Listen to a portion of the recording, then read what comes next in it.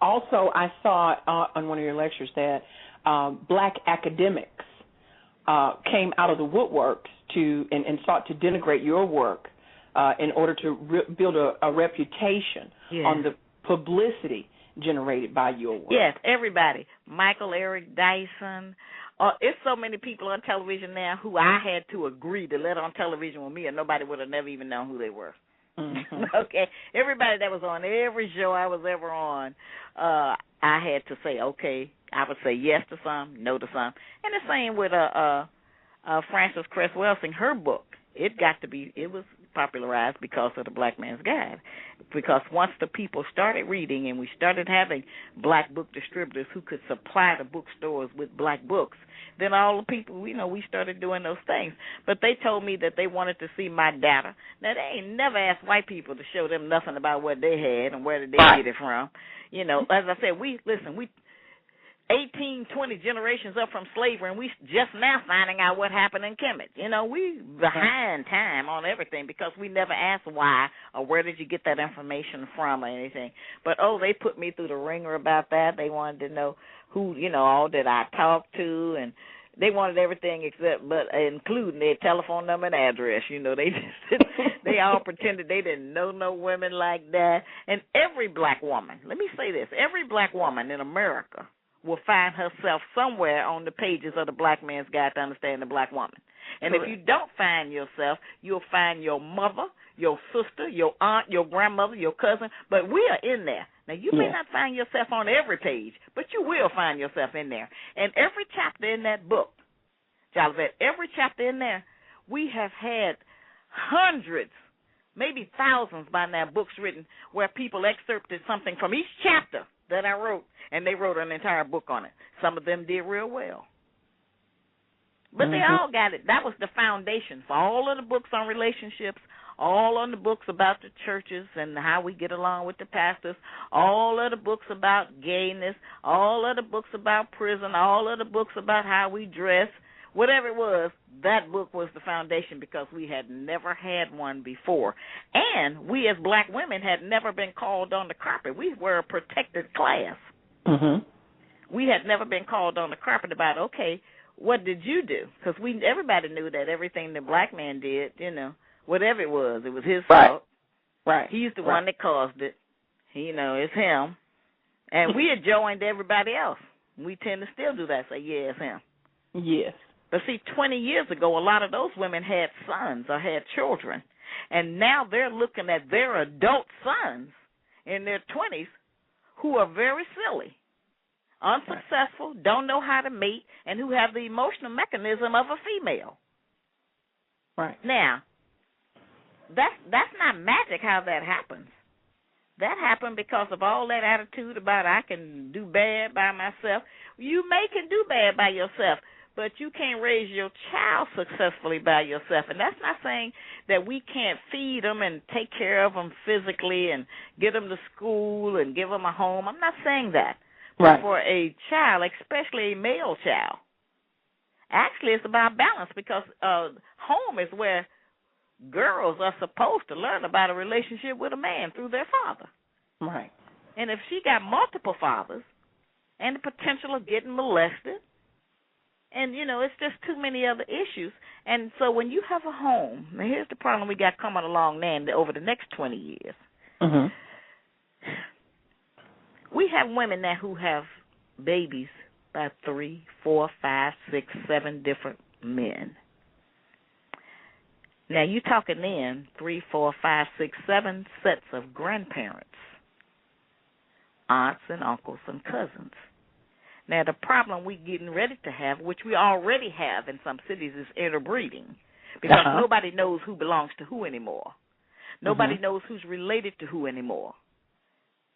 So not only are we dealing with the grandchildren and the great-grandchildren of the crackhead, and we also dealing with interbreeding because we got so many people living in so many different cities and going to these schools, and because sex is just like a good night kiss now, it don't have no value even among the little children, we're going to have a problem with this interbreeding because people are going to be reproducing that idea and having children and people are also out here frustrated because they don't know who their fathers are. They hate their mothers. Right. You know, it's just a lot of issues that have been compounded. Because I can look at the 20 years, because that's when I started my study 25 years ago. And so I can look at what has happened over the 20 years and say, and I was really ahead of my time. Now, I have this one thing that I do enjoy. Mm-hmm. So many sisters who damned me to hell back in the day, sister, have written me letters, have called me, have sent me flowers, and did all kind of things. And say, you know what, you were right. Mm-hmm. I wish I had listened to you. And I've even had one sister who was a staunch hater. She would show up and picket when I would be somewhere. She bought 2 of my books to give them to her 2 daughters who were getting married. She said, this is their wedding gift.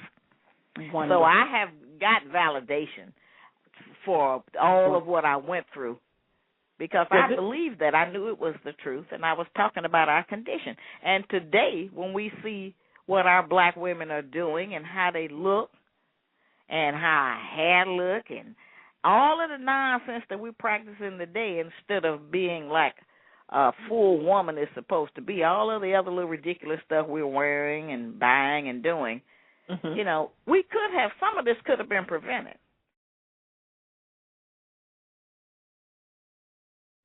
Now, before we go too far, because I do want to get on the integrationist issue that you were talking about, but before we get too far, you made the statement that your pioneering work did usher in a lot of others who took from your work, borrowed from your work, and did their thing. One of the things that I wanted to touch on was in 1994, you said that you were the first to connect blacks' failure to thrive to the medical condition of the post-traumatic stress syndrome resulting from our ancestral slave history. Yeah, I brought that out. And you proved that in Are You Still a Slave? Right, and that book, Are You Still a Slave, which is a test book that lets you take a test and determine how much of a slave are you still acting like even without a slave master. Because it's very apparent that our behavior, we're just living in more modern times, but a lot of the habits and practices that we had then, we're still doing that. We're doing it, I mean, up to the night while we're talking. Exactly. I'm not talking about up to last year. I'm talking about up to right now. That's right.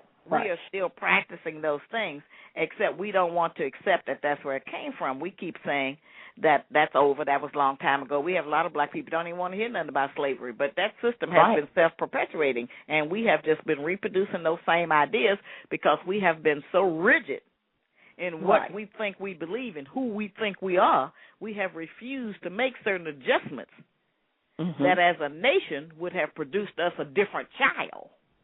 Right. And as a result of not doing that, you know, we are all, most of us are frustrated with our children and our grandchildren, and we feel so helpless because they have been completely usurped by this society and the things and ideas and entertainment that they have going on out here in the world today.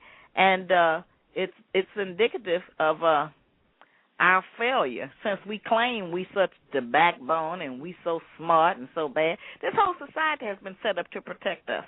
And when I say protect us, I mean to make sure we at least stay alive. And I'm going to tell you how. Because a black woman in America, if we want to get anything, all we got to do is get pregnant or have a baby.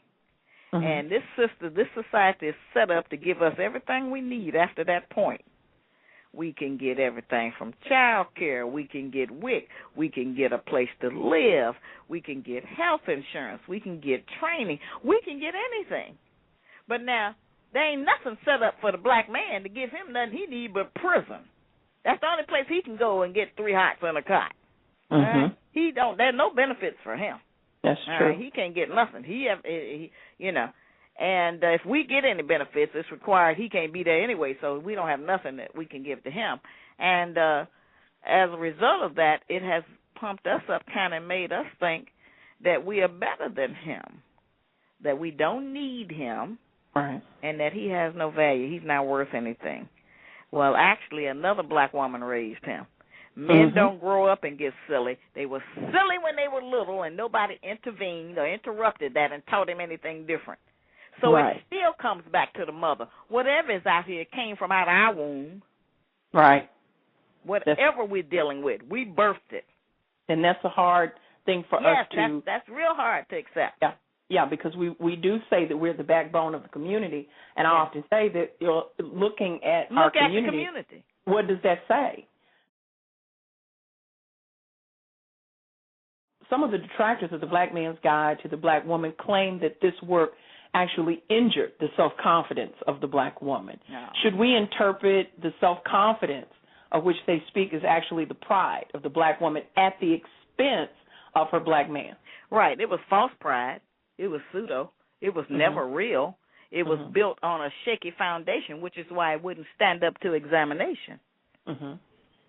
And so a lot of what we have been telling ourselves, and I know sisters right now, they got master's degrees, doctorates, and that's all they got. Because they say, I'm not going to step down just to have a man. Now, I don't really know what that means. Well, I do know what it means. The connection is that they want somebody on their level. Right. But we have never. We're going about 470 years.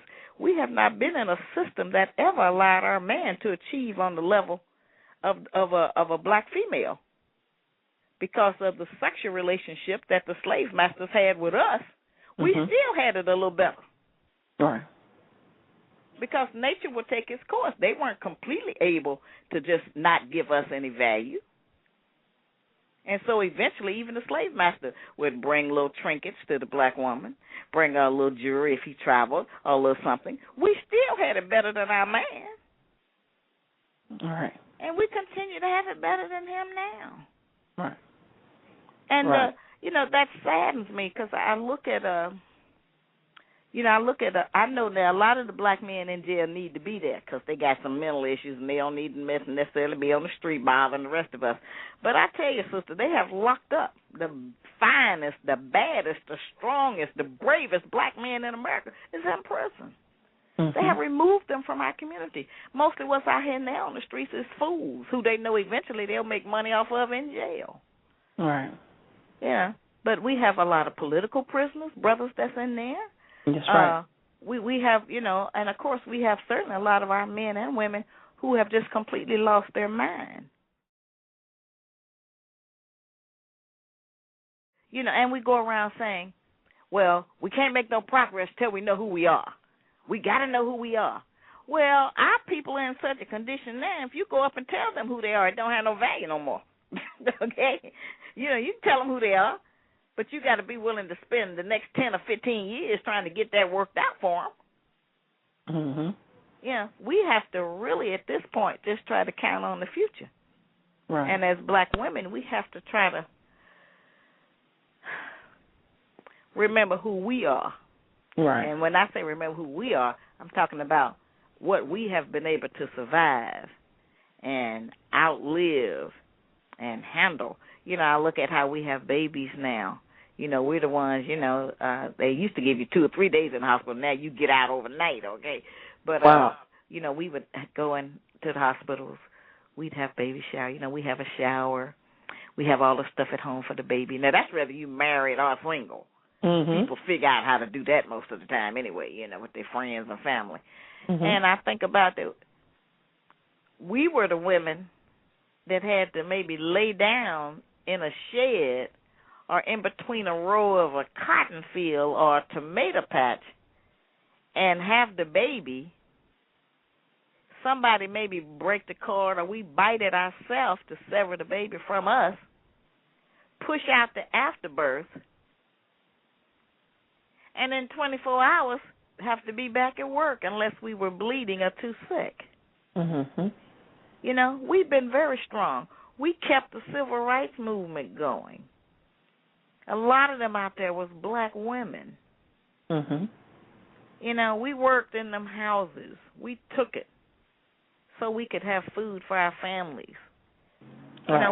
We do have a great history of strength, but material goods have convinced us that they are more important. We have a greater value now because we have these material things. I was at a garage sale. I enjoy that sometimes. I was at a garage sale a couple of months ago, and there was a sister there who had retired from Xerox, or one of them big companies. She had been some big hoodoo in there, and she was getting rid of all of her suits and stuff.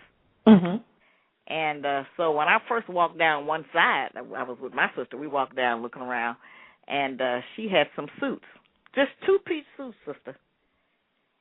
And she had a sign on the suits, $50. And so I told her, I said, oh, sister, I say, I know what you mean, but I say, this is what you call a flea market or a garage sale. We're not going to buy that for $50, okay? So my sister with me started laughing, and I was laughing. It was terrible. I was trying to make a joke. The woman burst into tears. Oh, wow. I said, oh, Lord, now what have I said now? I said, well, what's the matter, I said, what's wrong? She said, those suits cost me $800 each. Oh. Listen. She said, this one costs $700. This costs $800. This is $650. And she went down the row. She had about 10 or 15 of them out there, sister. Just a skirt and a short skirt and a jacket. And so I say, well, why would you pay your house note on your suit? I say, I don't understand. She said, this is how I dress. And then she had about 20 or 30 pair of shoes down there, but they were all business, professional, conservative shoes, But they were all different colors to match them. She said, and I just can't sell them for less than $50. I have to get something. I said, oh, I'm so sorry. I said, I understand. I said, but I was just telling you what I know about this industry, that it's very difficult. I say it's people out here with stereo sets can't sell it for $50, Right. Electronics, computers, laptops, they trying to get $50. I say, so for a suit, and there's a lot of clothes out here. I just meant that our people are just not primed for that. I say there's probably nobody out here that, any female out here that has bought an $800 two-piece wool suit or something. I said it just doesn't exist here. Right. And so she said, well, then I'm going to just take them back home because I'm just not going to give them away. I said, well, you ought to try to donate them somewhere to somebody that would have some value. I said, you got this thing where you donate to black women that's trying to get in the business and get a job. I said, you ought to donate it, Dress for Success, one of them organizations or something, But that was very interesting to me because we're also living in a time where people are selling everything now. It's a buyer's market. And we've bought so much. We got so much stuff, and you can't get anything for it. Now, there is some help coming along, and it's unfortunate it's going to be like that, but we're getting ready to have some forced unity. A lot of black women, a lot of us who haven't been getting along with different men or our man, we're going to start getting along with him a little better eventually. I'd say within the next 5 or 10 years, because times are getting very hard out here. That's right. And you really, if it's any way possible, you need a man or to have some contact with a man, especially if you have children or your parents or something in the house that you're trying to help and take care of. You're going to need a man. And the drug industry reduced the value of selling sex on the street so bad that the one thing that as women we used to be able to use to negotiate, we can't use like we used to. Because, them sisters was out there doing different things for 50 cents, $1, and everything. And so, what other way do we as black women have to get money in the end? I don't mean up in the beginning when we got a job or unemployment. I mean if we don't have none of that, how do we get money? We need a man who can figure out different things and ways to go get some money and protect us. We're going to need that. And so we're going to have some forced unity, and we're going to have something else that, of course, we really, really don't like, and I don't advocate it, but this does go on because it has gone on historically. There's going to be a lot of men who are going to have to take responsibility for more than one woman. And I'm not talking about no sexual responsibility. I mean responsibility as a husband and father. I'm talking about the grown-up responsibility, okay? And those things are going to happen for the widows and the orphans. Right. who still have to be provided for. And if they're not provided for, then none of the women who have a husband are ever going to have any peace, because all those women are going to be after our men. That's right. Now, those are facts. That's They're not fact. pretty facts. It's not facts I like. But we have to deal with reality. And that's what I was trying to do with the Black Man's Guide to Understand the Black Woman.